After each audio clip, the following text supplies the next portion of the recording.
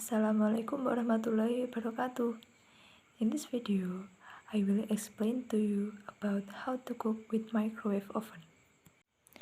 When you want to cook with microwave oven, you need the following things. First, plate, non-metal plate, and of course, the food that you will cook in microwave.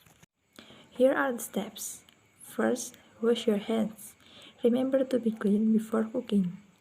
Then, connect the electrical cable into the electrical supply. After that, put the food into the microwave.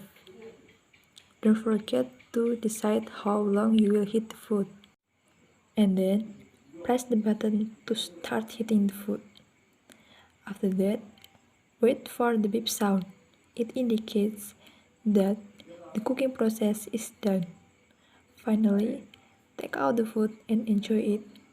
Don't forget to wash your hands after cleaning the cooking area. That's my video. Thank you guys for watching.